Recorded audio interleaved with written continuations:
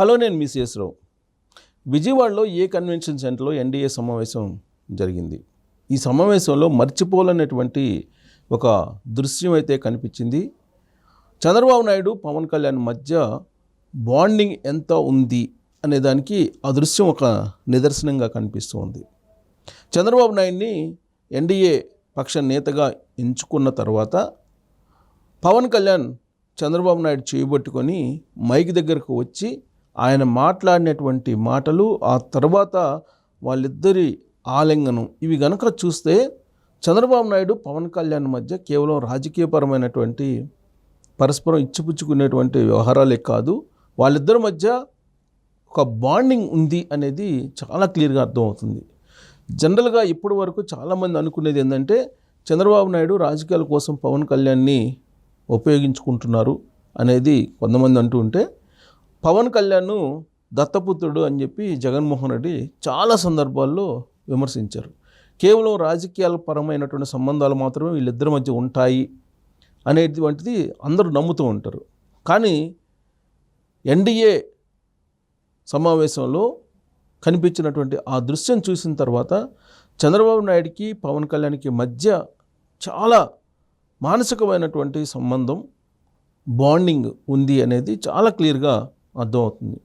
సాధారణంగా చంద్రబాబు నాయుడు మీద ఉండేటువంటి అభిప్రాయం ఏంటంటే ఆయనకి మానవీయ సంబంధాలు ఉండవు, ఆయన ఎప్పుడూ నవ్వరు, ఆయన అన్ని వేళలా ఒకే రకంగా ఉంటారు అనేది ఆయన మీద ఉన్నటువంటి ఒక అభిప్రాయం. అది పచ్చి తప్పు. ఎందుకనంటే చంద్రబాబు నాయుడు మానవ సంబంధాలకు కానీ, స్నేహాలకు కానీ, కుటుంబ సంబంధాలకు కానీ చాలా విలువిస్తారు. కానీ ఆయన దగ్గర సహాయం తీసుకున్నటువంటి వాళ్ళు కూడా ఆయన గురించి చెప్పరు. బహుశా అది ఆయన జాతకంలో ఉండేటువంటి ఒక అంశమేమో తెలియదు. కానీ ఇప్పుడు కనిపించినటువంటి దృశ్యం మాత్రం ఆయనలో ఉండేటువంటి మానవీయ సంబంధాలు ఎలా ఉంటాయి అనేదానికి పవన్ కళ్యాణ్ నిరూపించి చూపించారు. పవన్ కళ్యాణ్ ఆయన చేయబట్టుకుని మాట్లాడుతూ జైల్లో ఉన్నప్పుడు ఎంత నలిగిపోయారో చంద్రబాబు నాయుడు తనకు తెలుసు అని చెప్పి పవన్ కళ్యాణ్ చెప్పారు. అంతేకాదు, ఆ సందర్భంగా భువనేశ్వరి పెట్టుకున్నటువంటి కన్నీళ్ల గురించి కూడా ప్రస్తావించారు. ఆ రోజున పవన్ కళ్యాణ్ ఏం చెప్పారు అనేది కూడా ఆయన రివీల్ చేశారు. మంచి రోజులు వస్తాయి అని చెప్పి ఆయన చెప్పారు. అలా చెప్పిన విధంగా మంచి రోజులు వచ్చాయని చెప్పి ఇప్పుడు పవన్ కళ్యాణ్ ఎన్డీఏ వేదిక మీదన చెప్పడం జరిగింది.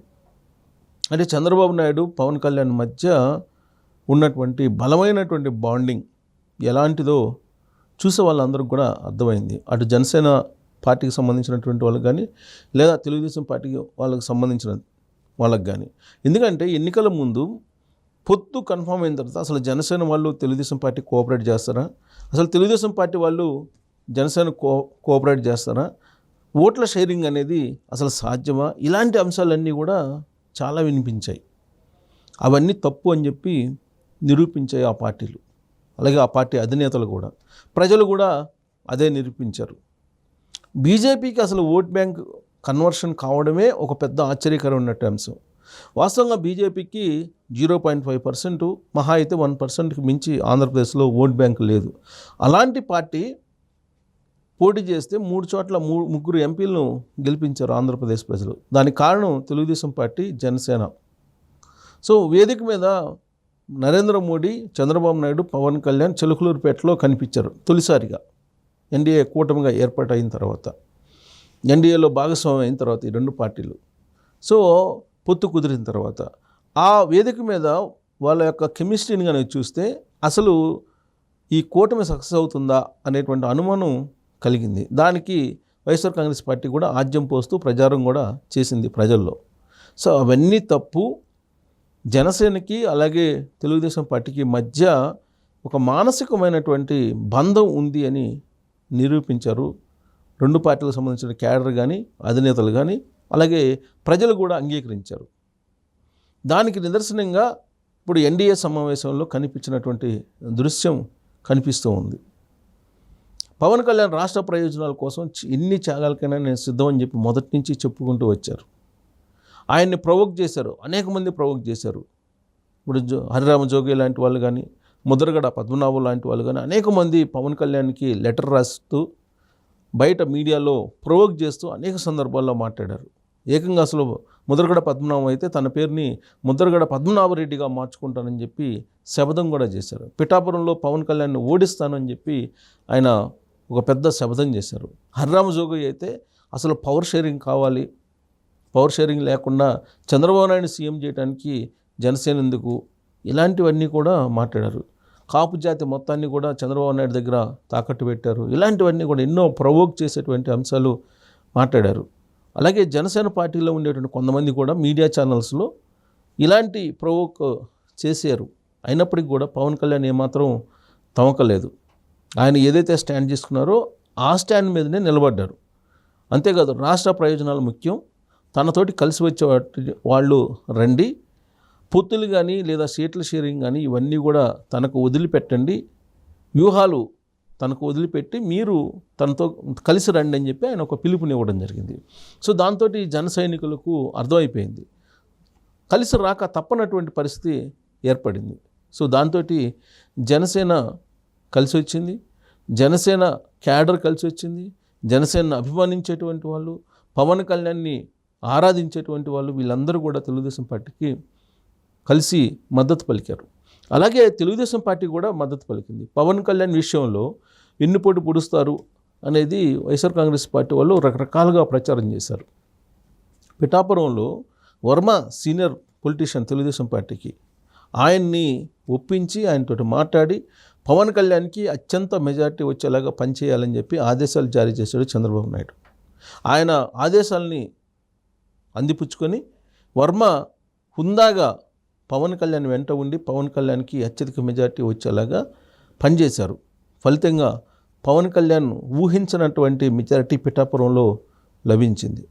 సో ఇదంతా కూడా మానసికమైనటువంటి బాండింగ్, ఒక భావోద్వేగమైనటువంటి బాండింగ్ తెలుగుదేశం పార్టీ జనసేన మధ్య ఉంది అని చెప్పడానికి ఎన్డీఏ కూటమి సమావేశంలో వాళ్ళిద్దరి మధ్య ఉన్నటువంటి బలమైనటువంటి స్నేహం ఎంత పటిష్టంగా ఉందో చెప్పడానికి ఆ ఆలింగనం ఒక ఉదాహరణగా కనిపిస్తుంది.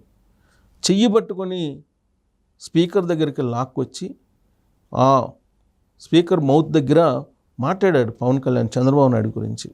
జైల్లో ఉన్నటువంటి దృశ్యాన్ని ఆవిష్కరించారు. నేతల మధ్య ఎంపీలు, ఎమ్మెల్యేలు, ఆ 3 పార్టీలకు సంబంధించినటువంటి వాళ్ళు ఉన్నారు. ఆ సందర్భంగా జైల్లోకి తాను వెళ్ళినప్పుడు ఎంత నరకం అనుభవించాడు చంద్రబాబు నాయుడు, ఎంత నలిగిపోయారు అనేటువంటి విషయాన్ని చెప్పారు. అయినప్పటికీ చంద్రబాబు నాయుడు యొక్క ధైర్యం నచ్చింది. చంద్రబాబు నాయుడు క్లైమోర్ మైన్స్ అలిపిరిలో ఎదుర్కొన్నారు.